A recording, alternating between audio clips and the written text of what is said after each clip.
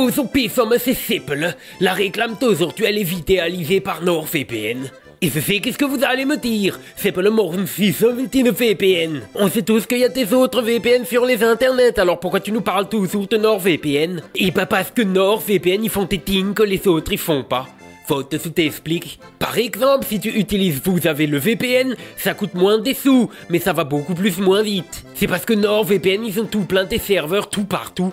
Donc c'est comme au restaurant, s'il y a beaucoup plus de serveurs, tu attends moins longtemps. Je suis pas sûr que la comparaison tienne, mais bon. Alors que vous avez le VPN, bah ça va pas vite parce que c'est un vieux VPN, même qu'il faut un ordinateur avec Windows XP. Au de l'œil, ça c'est 12 VPN. C'est aussi un VPN que ça va vite, mais avec celui-là, tu sais pas où ce que tu vas traîner et tu risques d'attraper tout un tas de maladies. Des malwares. Non, avec celui-là, c'est des maladies que t'attrapes. Mais tu peux aussi attraper tes malwares que c'est tes maladies pour ton ordinateur. C'est pour ça que NordVPN, c'est le plus meilleur. C'est un VPN comme les autres VPN, sauf qu'il est plus rapide et qu'il te protège contre les maladies à cause que la protection anti-menace. La protection anti-menace, c'est un thing que ça marche dès que l'appli NordVPN elle fonctionne, même si tu utilises pas le VPN. Et ça te protège de tous les things que tu peux attraper si tu ouvres un fichier qu'il faut pas, ou si tu vas sur un site qu'il faut pas, ou bien si tu vas regarder une chaîne YouTube qu'il faut pas. Protection anti-menace, c'est un thing en plus que juste un VPN. Et NordVPN, ils en font plein d'autres, comme NordPass pour tes mots de passe, NordLocker pour les fichiers dans les nuages, et même que c'est eux qui font Incogni. Donc je vais te dire la même chose qu'à la télé. NordVPN, bien plus qu'un simple VPN. So Ortung, si tu as envie d'utiliser NordVPN, voilà qu'est-ce que tu fais. Tu vas sur le lien qui est dans la description, ou bien tu utilises le code AstronoGeek, ou n'est 4 mois gratuits sur l'abonnement de 200. Et si t'es pas content, pendant 30 jours, NordVPN il te rembourse. Donc tu oublies pas, le lien il est dans la description. Hop là, la réclame elle est finie. Sus.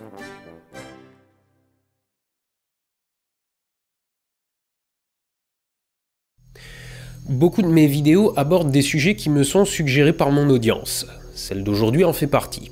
Il y a peu encore, je n'en avais jamais entendu parler, mais après quelques recherches, je me suis dit qu'avec cette histoire-là, vous qui aimez les mystères, vous allez être servis.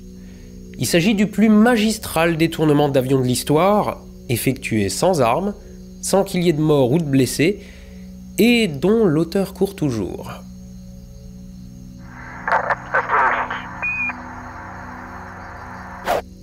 Nous sommes le 24 novembre 1971, la veille de Thanksgiving, à l'aéroport de Portland dans l'Oregon. Un homme, dans la quarantaine, se rend au guichet et paye en liquide un aller simple sur le vol 305 de la Northwest Orient Airlines et se fait enregistrer sous le nom de Dan Cooper.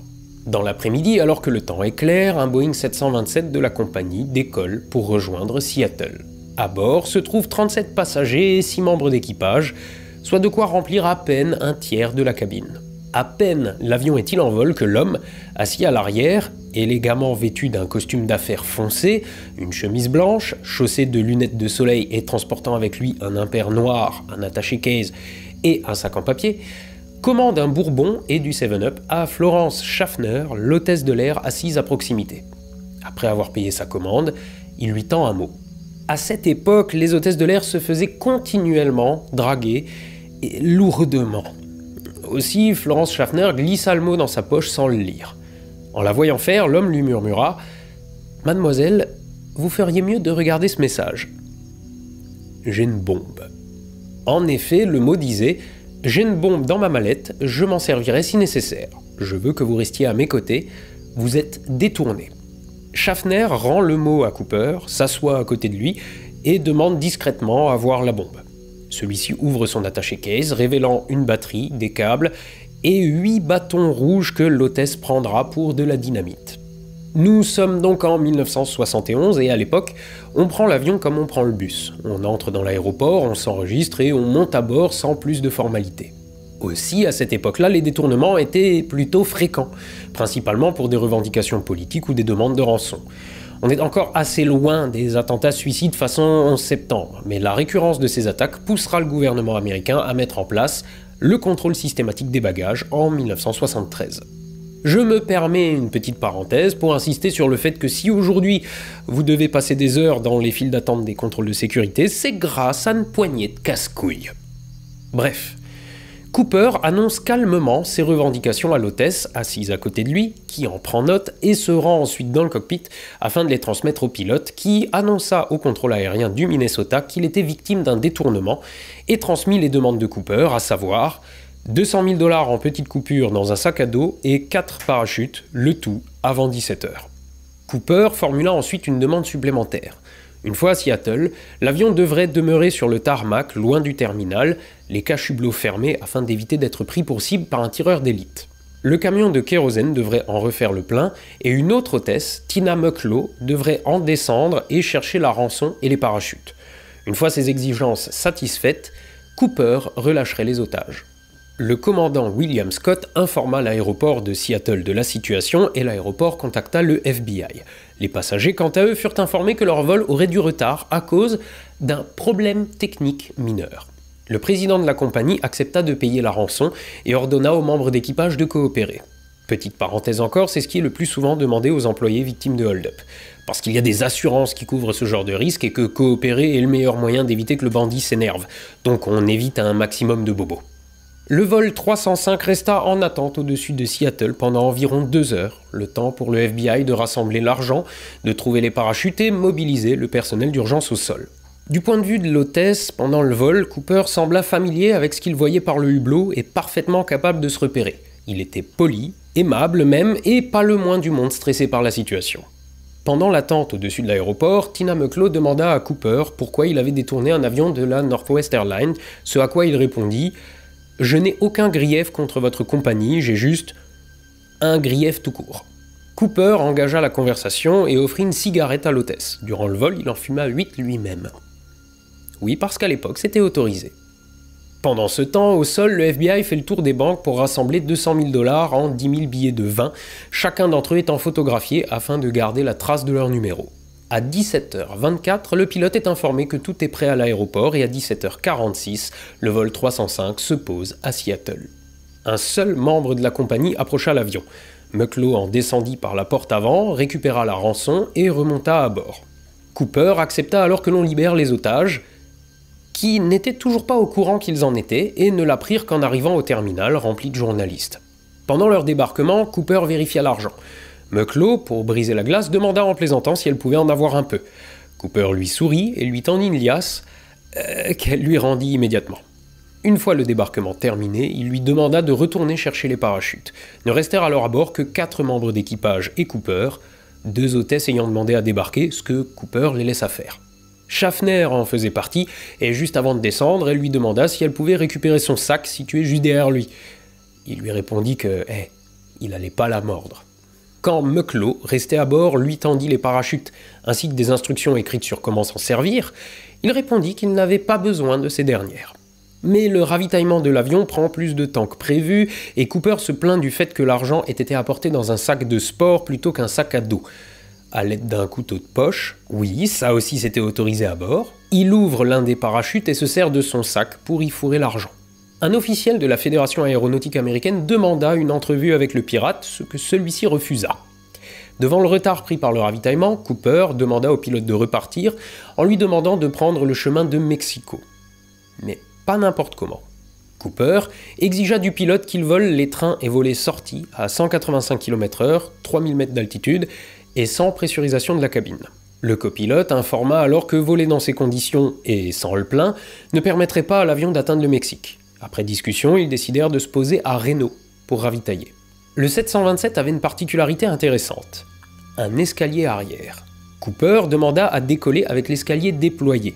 L'équipage rétorqua que c'était dangereux. Il décida alors de le déployer en vol avec l'assistance de Mucklow.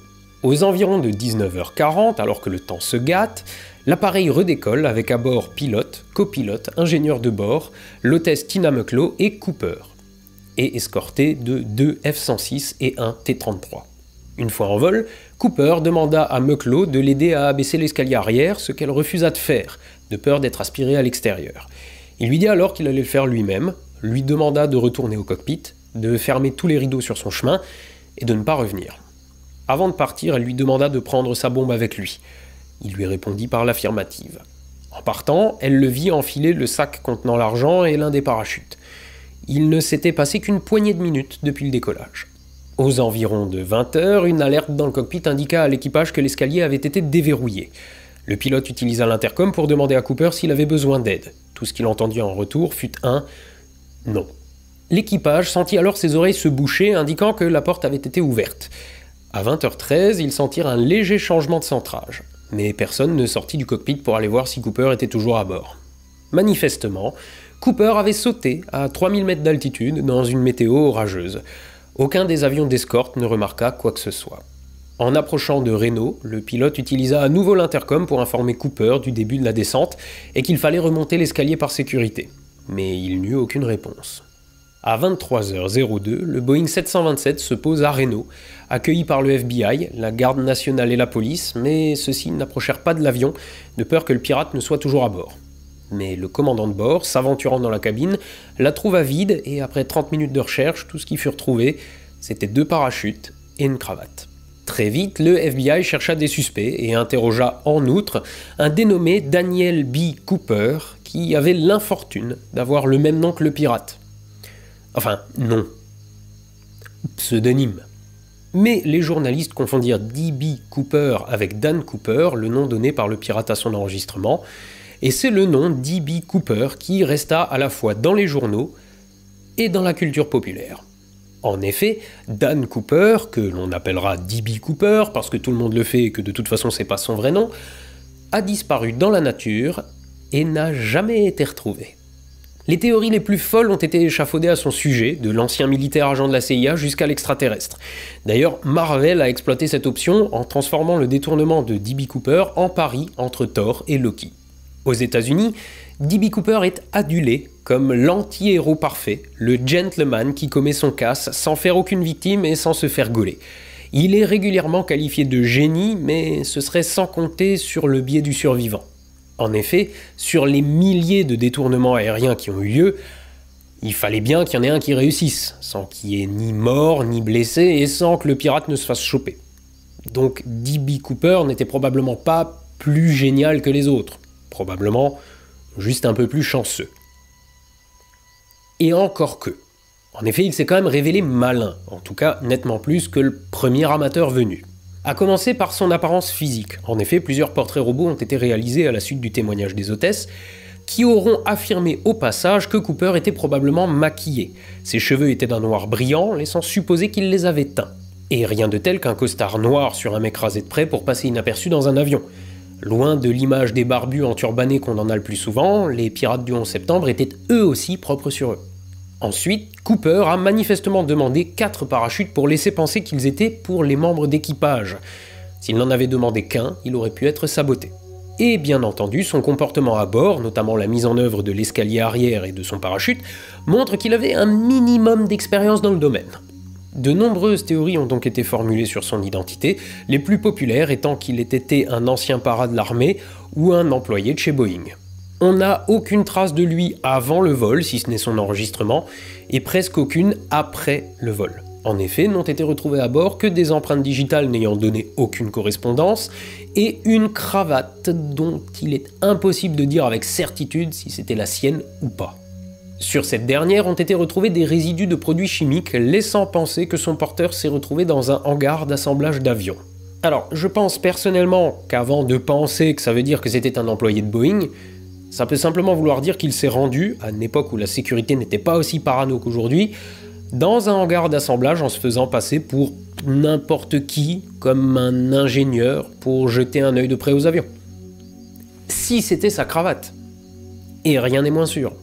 En effet, il n'a rien laissé à bord. On n'a pas retrouvé le mot qu'il a tendu à l'hôtesse, pas plus que son impair ou sa prétendue bombe. Oui, parce que rien n'indique non plus qu'elle était vraie. Pour l'hôtesse lambda, 8 bâtons rouges défilent une batterie, dans le doute, c'est une vraie bombe. Mais rien n'indique non plus, donc, que le casse ait été réussi. En effet, sauter en parachute de nuit par gros temps, c'est un bon moyen de faire un trou dans le sol. On n'a retrouvé ni dépouille, ni parachute, ni rien d'autre durant les 18 jours de recherche qui ont été menés suite au détournement, mais l'équipage lui-même ne sait pas exactement quand il a sauté, rendant la zone de recherche particulièrement vaste. Zone qui a, en plus, le bon goût d'être en pleine nature. Donc c'est pas gagné non plus pour retrouver un Maccabée avant qu'il se fasse becter par la faune sauvage. La seule trace tangible, c'est 5800 $ très abîmés, retrouvés sur une rive du fleuve Columbia à 8 km de Vancouver, et dont les numéros correspondaient à ceux des billets remis à D.B. Cooper. Mais le FBI ne pouvait évidemment pas vérifier chacun des billets de 20 $ en circulation. Et donc, pour Cooper, il était très facile d'écouler cet argent dans des petits commerces en payant en cash.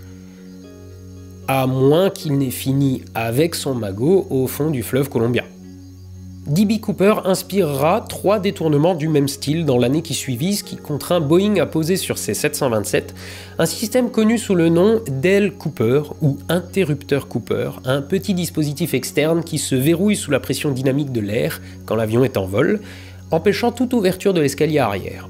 Des dizaines de livres ont été écrits à son sujet, des dizaines de lettres sont parvenues à la presse ou au FBI de gens affirmant être D.B. Cooper ou connaître D.B. Cooper, sans qu'aucune piste ne donne jamais rien. En effet, à part ces 5800 $, on n'a absolument aucune trace de lui. Il est raisonnable de penser que, comme il était décrit comme un homme dans sa quarantaine, et qu'il fumait manifestement beaucoup, il est mort et enterré depuis belle lurette, son coup d'éclat ayant eu lieu il y a maintenant plus de 50 ans. Mais aux États-Unis, les forums de discussion abondent. Des journalistes tentent encore de remonter sa trace et il existe même une CooperCon, une convention qui lui est dédiée. Son portrait robot est devenu un objet de la culture populaire. On retrouve Cooper dans des films, des séries, des chansons, mais aussi sur des bières et des t-shirts. Aujourd'hui, plus de 50 ans après les faits, il est peu probable que l'affaire soit un jour résolue. Tous les témoins de l'affaire sont trop vieux ou morts. Plusieurs suspects ont néanmoins attiré l'attention des enquêteurs. Il y a notamment Richard McCoy Jr. qui, le 7 avril 1772, 4 mois après le détournement de Cooper, a tenté la même chose avec le même mode opératoire sur le même type d'avion. C'était un ancien militaire, parachutiste, et qui a même fait partie des membres de la garde nationale chargée de sa propre recherche. Mais il finit par se faire toper, et une fois incarcéré, il s'évade. Mais lorsque le FBI le localise 3 mois plus tard, il ouvre le feu sur eux et finit abattu. Un autre est Dwayne Weber, dont la veuve a affirmé qu'il lui aurait révélé être D.B. Cooper sur son lit de mort. Il aurait fait plusieurs allusions étranges à sa femme durant sa vie et aurait insisté pour se promener seul sur la rive du fleuve Columbia 4 mois avant que l'on y trouve l'argent de Cooper. History Channel et plus récemment Netflix ont exploré la piste de Robert Rackshaw, un ancien de l'armée, prétendument agent de la CIA, mais le documentaire d'History Channel arrive à la conclusion que ce n'est pas lui, et celui de Netflix entretient le doute en laissant la part belle au cherry picking. Mais genre, le cherry picking de haut niveau, avec de la numérologie à la truelle et tout. Des dizaines d'autres suspects ont été étudiés, mais invariablement, les hôtesses qui ont été au contact de D.B. Cooper ne les ont pas reconnus comme étant le pirate. Et en fait, ça ne prouve rien, ni dans un sens, ni dans l'autre. La mémoire, surtout en situation de stress, est d'une fiabilité toute relative. Voici le premier portrait robot fait de Cooper, et voici celui qui en a été fait l'année suivante. En fait, outre le fait que les deux hommes représentés ne se ressemblent pas franchement, et que même leurs lunettes diffèrent, vous pouvez ajouter 5 décennies de matraquage médiatique de ces portraits, ce qui tend, même chez les témoins, à modifier leur perception de la situation telle qu'elle était, ainsi que 5 décennies de vieillissement pour le monsieur, avec la possibilité de se laisser pousser les cheveux, la barbe, la moustache, de retrouver sa couleur de cheveux naturelle, et tout le reste. Sans compter que le personnage n'a absolument aucun trait distinctif. C'est tout le monde, et personne à la fois. Bref, ces portraits robots n'apportent rien. Donc, de nombreuses théories continueront d'être échafaudées au sujet de D.B. Cooper et de sa véritable identité. Mais la réalité, c'est que son détournement a eu lieu il y a plus de 50 ans, que même les suspects solides sont morts aujourd'hui, et qu'il ne reste rien à faire, à part des conjectures incertaines, pour espérer lui mettre la main dessus. Depuis l'arrivée d'Internet, évidemment, comme pour le mystère du col de Dyatlov par exemple, l'affaire est totalement partie en couille. On a droit aux plus folles théories du complot, mais surtout, des théories qui s'appuient, comme bien souvent, sur 2 articles de presse évasifs lus en diagonale et une page Wikipédia. Aujourd'hui, une théorie affirme que D.B. Cooper pourrait être canadien parce que Dan Cooper est un pilote de chasse héros d'une BD canadienne. En oubliant au passage que Dan et Cooper sont des noms extrêmement communs aux États-Unis et qu'ils ont donc pu être choisis totalement par hasard par le pirate. Tiens, j'ai une théorie pour vous que j'ai pas vu passer. Et si D.B. Cooper n'avait jamais existé ? Après tout, personne à part les 2 hôtesses ne l'a réellement vu. Personne à bord de l'appareil n'était au courant de la situation et personne n'a donc prêté attention aux autres passagers. Ça pourrait être un coup monté de l'équipage qui prétend être détourné, fait monter une rançon à bord, évacue les passagers qui ne se doutent de rien, se pose à Reno l'escalier ouvert, prétendant que le pirate a sauté au milieu de nulle part, et se barre avec le pognon partagé en 4 dans leur bagage alors que le FBI passe l'avion au peigne fin et court après un fantôme. Alors, en vrai, je n'ai pas de raison de considérer cette théorie comme plus valable qu'une autre. Le plus probable reste que D.B. Cooper a bel et bien sauté de l'avion. Mais comme vous le voyez, 5 décennies après les faits, l'absence de traces permet d'imaginer tout et surtout n'importe quoi. Parfois, il faut juste savoir accepter que certaines choses sont et resteront à jamais des mystères. Que les théories les plus séduisantes ne restent rien à côté de la simple et néanmoins implacable vérité. On ne sait pas. Levez les yeux au ciel, soyez astronogeek, et à la revoyure.